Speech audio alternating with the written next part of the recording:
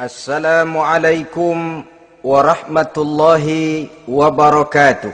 Waalaikumsalam warahmatullahi wabarakatuh. Alhamdulillahil jabbaril qahhar, al-azizil ghaffar, khaliqil jannati wan nar. Wassalatu wassalamu ala sayyidina Muhammadinil Mukhtar wa ala alihi wa ashabihil adhar, amma ba'du. Saudara-saudara kaum muslimin rahimakumullah, pada pertemuan terdahulu di dalam membicarakan tentang hari kiamat, saya sudah menjelaskan bahwa setelah manusia menghadapi pengadilan Qadhi Rabbul Jalil, pada akhirnya terbagilah manusia dalam dua kelompok besar, fariqun fil jannah wa fariqun fis sa'ir.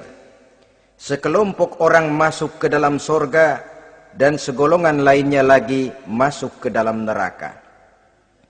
Maka pada pertemuan kali ini kita akan membicarakan tentang surga dan calon-calon penghuninya. Surga dalam Al-Quran selalu disebut dengan kata-kata jannah, yang wujudnya surga itu sesungguhnya merupakan suatu tempat di akhirat nanti, yang di dalam tempat itulah Allah akan memberikan balasan berupa kenikmatan yang tiada terhingga kepada hamba-hambanya yang soleh, yang bentuk kenikmatan itu dijelaskan Allah dalam hadis kursinya, a'dadtu li'ibadiyas salihin ma la aynun ra'at wa la uzunun sami'at wa la khatar ala qalbil bashar. Aku sediakan buat hamba-hambaku yang soleh satu kenikmatan yang belum pernah dilihat oleh mata, belum pernah terdengar oleh telinga, dan belum pernah terdetik dalam hati manusia tentang kenikmatan yang semacam itu. Jadi kalaupun dalam banyak ayat-ayat Al-Quran Allah menggambarkan tentang surga yang di bawahnya mengalir sungai-sungai, jangan disamakan dan dibandingkan dengan sungai yang ada di dunia ini. Kalau surga bercerita tentang pohon dengan segala buah-buahnya, jangan samakan dengan pohon dan segala buah-buahan yang ada di dunia ini. Kalau surga bercerita tentang istana, tentang tempat tidur, tentang permadani dan sebagainya, seluruhnya tidak sama dan tidak bisa disamakan atau dibayangkan dengan yang kita hadapi dalam kehidupan di dunia ini. Di sanalah manusia akan menemukan kehidupan yang hakiki, yang sebenar-benarnya, yang tidak akan pernah berubah untuk selama-lamanya. Adapun kehidupan di dunia ini, boleh saja kita katakan kehidupan yang kamuflase, fata morgana, atau dalam bahasa agama sering disebut dengan kehidupan khayali.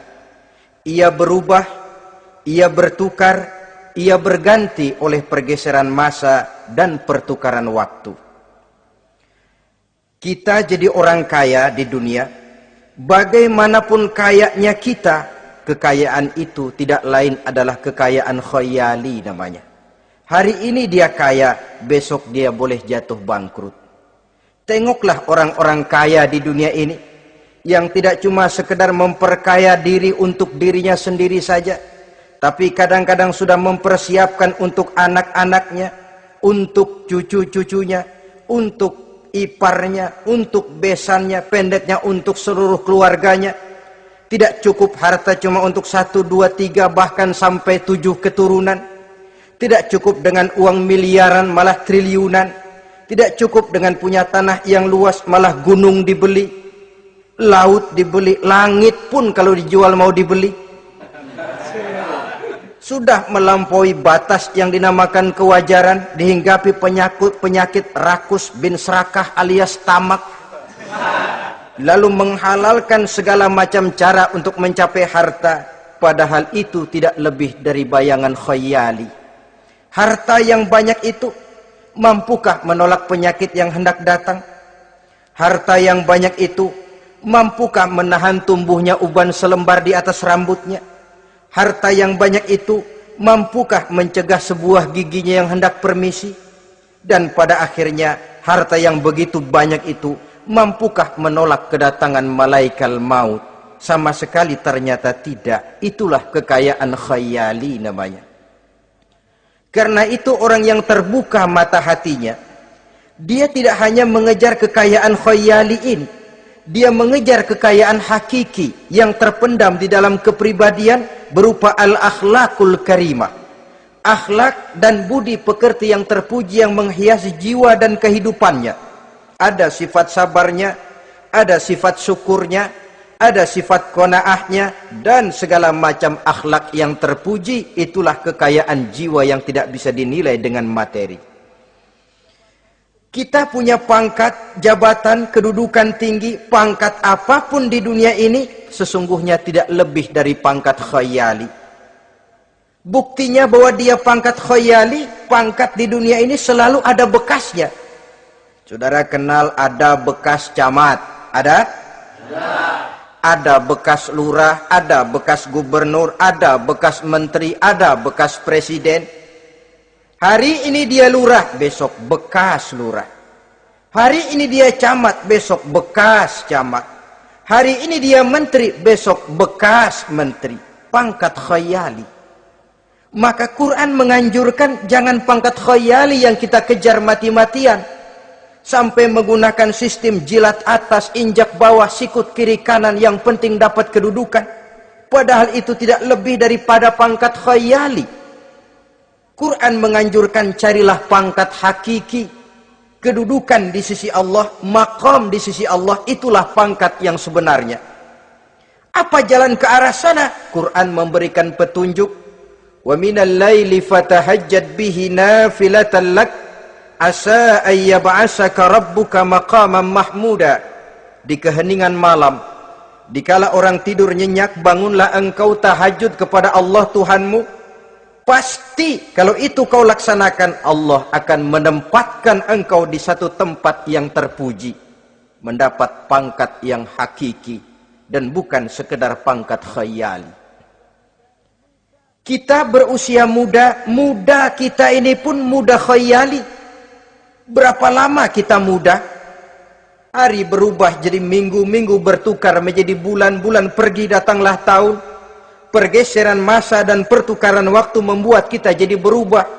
Kulit yang tadinya kencang jadi lentur dan keriput. Segalanya berubah. Oleh karenanya, pada kehidupan di surga nanti, orang akan menemukan kehidupan yang hakiki, yang tidak akan pernah berubah untuk selama-lamanya. Nah, kita akan mulai dengan menjelaskan bagaimana sebenarnya keadaan surga itu. Pertama, luasnya. Berapa sih luasnya surga?